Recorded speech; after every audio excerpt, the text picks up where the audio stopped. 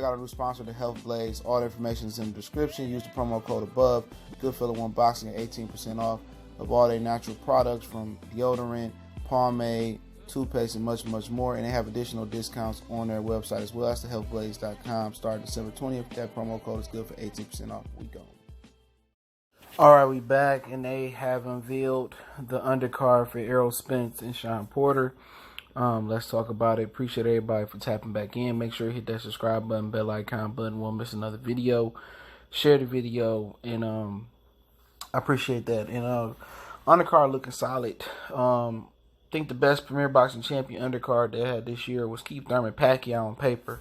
Kind of got derailed a little bit because John Molina pulled out, who was on this card as well. And he was supposed to fight Sergey Lipiev. That was a one-sided event when he beat up whoever that was from Pacquiao, promotional stable. Then Yugas Omar Figueroa didn't turn out so good because Omar Figueroa trained himself and ran a mom-and-pop organization. And then Luis Nery had the best night fight of the night versus the old boy whose name I can't remember. But it was okay because it went by pretty quick other than the co-main with Figueroa and Yugas. But let's get into the undercard and I kind of get my synopsis on it. You got Joey Spence on the TBA, who everybody pretty much wrote off as a bum and he a prospect because he had a tough fight early on with the dude from Chicago. And what I can say is Keith Thurman got dropped in one of those type of fights before he signed with Al Heyman and Golden Boy, ended up stopping the guy. But Joey Spencer didn't get dropped. He just got tired. And that's, people forget he like a 19, 20-year-old kid. And I think a lot of it had to do with people get tired. I don't know what it is. Guess because he white. And I guess some of the brothers just, he ain't that good. They trying to push another guy. But you can see he got the skill and the ability. I like Joey Spencer, man, from Linden, Michigan, man. But y'all just know how it is, man. A whole bunch of casual fans trying to give an opinion. A lot of people who think they're hardcore fans, they're not.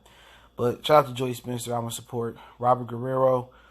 He no longer training with Virgil Hunter as well. Robert Guerrero, I don't know why he's still fighting, man. It's just time to hang it up, man. After, Floyd and then Keith Thurman gave him the beating of his life, he just ain't never been the same fighter. He got that money from Floyd, and he just took a year off, and then they forced him to fight Keith Thurman, and Keith Thurman gave him a beating in the beginning of the fight. He came on strong, but those effects from one time kind of affected his career, and then the time off from fighting Floyd and enjoying his money, he just was no longer the hungry fighter that he once was. But it's unfortunate to still see him fighting. I don't think he should be fighting, but if he need the money, got to make it somehow, right? Best way you know how to make it. Josito Lopez got a red flag by his name because he's still suspended indefinitely by the New York State Athletic Commission, something they do. I guess it's a safety precaution. This fight will be going down at the Los Angeles Staples Center in California. So they'll be under the California State Athletic Commission, all right? He's taking on John Molina, okay? Our first real fight of the night. I like it, all right? That's a good fight. I thought Molina hurt his back. It must have been a minor tweak, or he just wasn't on weight to make the fight, to make the weight for Lipiev, or he just didn't want to fight Lipiev. And the thing about that was Lipiev's coach, was it Joe Goosen, was Molina coach. So maybe he didn't want to go through with that. John Molina is a really good fighter, not saying that he's special or superb or no shit like that, but for me, as a gatekeeper / journeyman type of guy, I enjoy watching John Molina fight. From him with his home run knockout of Hank Lundy and his mystical 23rd and a half knockout versus Mickey Bay. I really do enjoy watching John Molina fight. He always brings some type of excitement because he got that equalizer.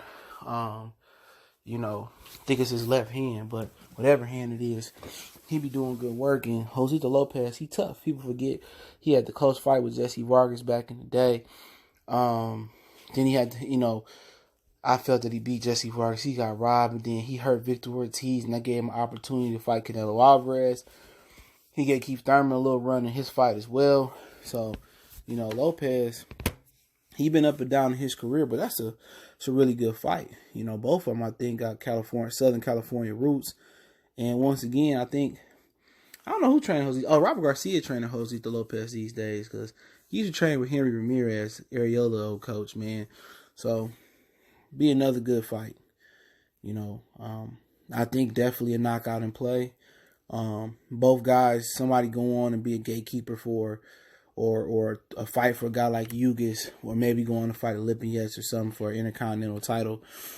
So I think that's a really, really good card. A little fight right there.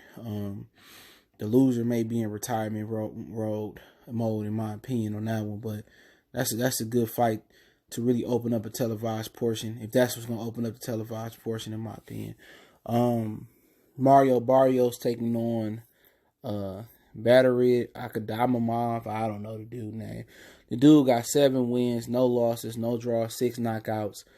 He from Kazakhstan, Russia, and he must have an accomplished Olympic pedigree for them to put him on the fast track. So, according to Boxing Scene, that's supposed to be an equally matched fight between Barrios and Batterod, whatever his name is. But, he only had, I think, 2 fights stateside, and he 5'7" in a southpaw.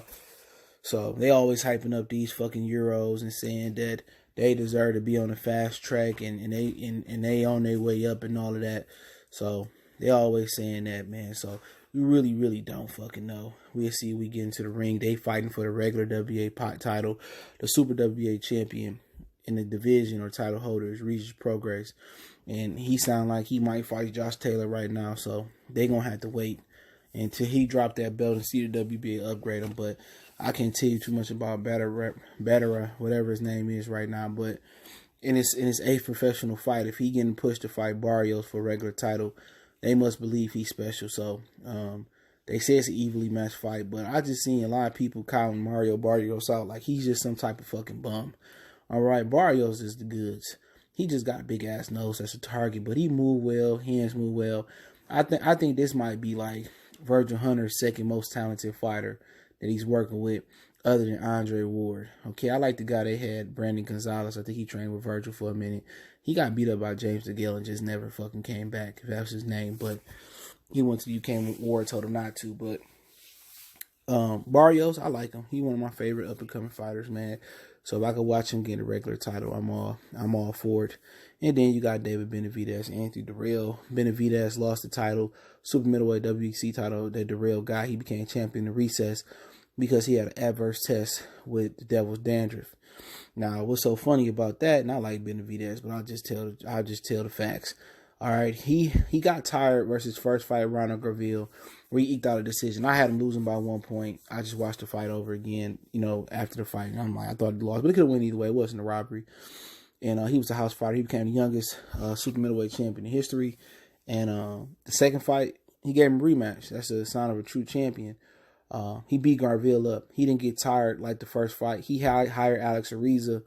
And then all of a sudden, down the road, he popped dirty for an adverse test, and it was the Devil's Dandruff. So take how you want to take from them performances. It kind of go over people's head, but he didn't have that same stamina before he got Alex Ariza. And that's just something that I'm just bringing up. All right, Anthony Darrell, and a lot of people not a big fan of him. He charged people for autograph at the boxing expo, whatever, but that's what they do there. But somebody tried to make it seem like he was a bad guy. So if that's what he wanted to do, that's what he wanted to do. But I think he got a chance to win this fight, but I don't think he's going to use the footwork needed. I think he got a problem with using his feet for 12 rounds at the end of his career, but he's always been a plotter. He got knockout power, and he is sitting in the lion's mouth, and he will punch with David Benavidez. And Benavidez has been on that floor versus Ronald Garville. And I think, in my opinion, that club fight is a lot closer than a lot of people, believe it is. Benavidez ain't fought a fucking soul yet. You know what I'm saying? He ain't supposed to be like 21, 22. So this would be a step up in competition, older Anthony Darrell, but he can punch. That's one thing about it. He will punch with you, and he will sit in the pocket. Had he been able to use his legs some more, this fight might be damn near a pick'em fight, but I think David Benavidez is too big, too young, too strong on the outside looking in. He should be favored. Darrell ain't what he used to be. And it'll be a tough fight to get his belt back, but I expect he should get his belt back. And this is an excellent undercard for this fight. This is the second best PBC card on paper. And it probably going to end up being the first best PBC undercard on paper. So shout out to Errol and Shawn. Al Straw with a great card. Don't forget we on Facebook, Instagram, Twitter. Reach out to the email if you have business, question, card sponsorship, video requests. Keep sharing the videos. Appreciate the love, support. Don't forget to check out our sponsor, thehelpblaze.com. Promo code Goodfellow1Boxing at 18% off the 100% all natural products. Share the videos. Appreciate the love, support. All the information is in the description. And let me know what you guys think about the card in the comment section. One time for the one time we got.